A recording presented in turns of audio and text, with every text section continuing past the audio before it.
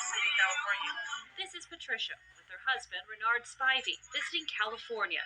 Despite a seemingly happy couple, there were problems. In fact, court records say leading up to the shooting, Spivey told police they'd been fighting all day. But I never thought, he'd go that far. Ezra Washington, Patricia's brother, had several conversations with Renard Spivey that night. It was about their relationship. I look up and, man, it's 11 o'clock, man, we still on his phone. Same thing, same thing. And it was all about the pills. Ezra told detectives his sister was concerned over Spivey possibly taking steroids. Spivey was saying his wife was counting his low testosterone medication, and things escalated. Court records say Spivey told Ezra, at some point she's going to make him rise up like the Incredible Hulk, and it ain't gonna be good. And to say that and knowing what the Hulk can do and the aftermath when it's over, all the damage and chaos that the Hulk creates, so for you to say that Hulk gonna come out and it ain't gonna be good. Court records say around 3:15 Sunday morning, Spivey called 911, saying they had been fighting, and he accidentally shot his wife when they were tussling with a gun, and his wife shot him in the leg. His wife was shot twice, leading detectives to say that was inconsistent with an accident. I should have acted on it, and that's going to eat me up for a long time, forever. But him saying that and then acting on it, I gave him the benefit of the doubt.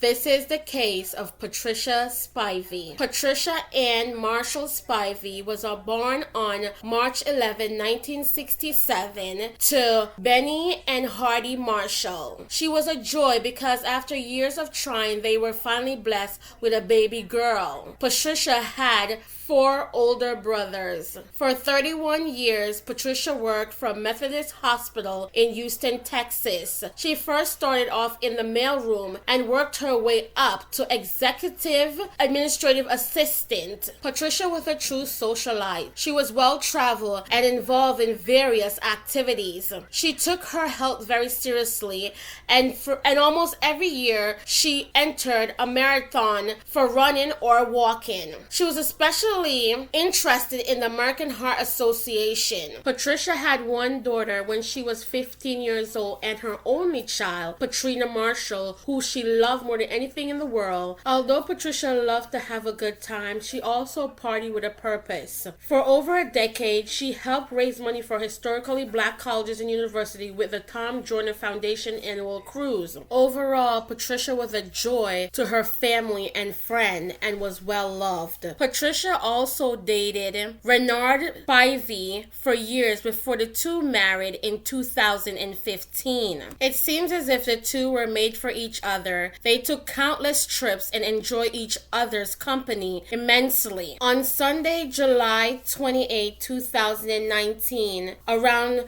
3:10 a.m., Renard Spivey called 911 to report shot fires at his home in Bisco in southeast Houston, Texas, according to police department. Responding officer found Patricia Ann Marshall Spivey, 52, dead, and Renard with a gunshot wound to his legs. At the time, police said Patricia and her husband were involved in a domestic disturbance prior to the shooting. Police said the suspect called 911 and reported the incident as an accidental shooting. Charging documents filed in court that following Monday state that Renard told police he and his wife were arguing about his alleged steroid use and infidelity when they struggled over a gun in the master bedroom closet. That's when the gun was fired, shooting Patricia twice. The suspect claimed his wife accidentally shot him as well, which is how he ended up with a wound to the leg. We was arguing and tussling with the gun, he stated. Renard allegedly told police police in an interview that was captured on an officer body camera. He went on to say, "We had been arguing all day." Prosecutors said that 3 bullets casing were found in the closet and evidence was inconsistent with the suspect claim that the shooting was accidental. The medical examiner said the victim was shot twice. 1 bullet went through her right arm, immobilizing it. The other went into her chest and struck her heart, fatally wounding her. The examiner also noted the victim had bruising around her wrist. Houston police said Patricia's elderly father was also in the home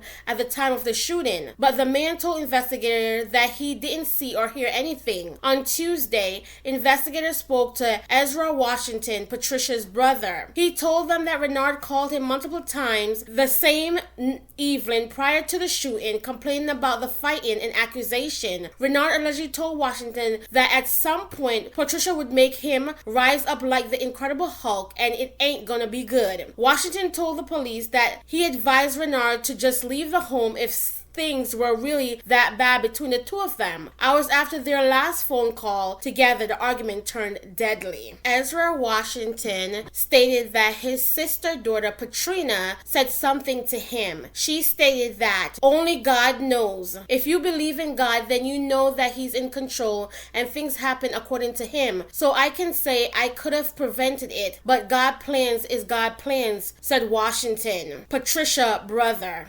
Neighbors of the couple told the news outlet that the suspect is the same Renard Spivey who appeared on a TV courtroom reality show called Justice for All with Judge Christina Perez. A man named Bernard Spivey appeared as a bailiff on the program from 2012 to 2016. The profile listed Renard as being a deputy with the Harrison County Sheriff Office. Court documents show he's been a deputy for 14 years. Renard Spivey was ordered to undergo a mental health evaluation. Prosecutor also filed a motion for his bond condition as well. Renard Spivey is not to have contact with his wife's family, cannot have access to weapons, must submit a random urine analysis, not allowed to consume alcohol or take drugs, and must wear a GPS monitor. Patricia's brother Ezra Washington said Patricia and Renard were married for 4 years. He said that they had issues, but he never imagined that it would get to this point. Right now, he stated, we're on the road to justice, so we got to take the path and get to our destination, which is,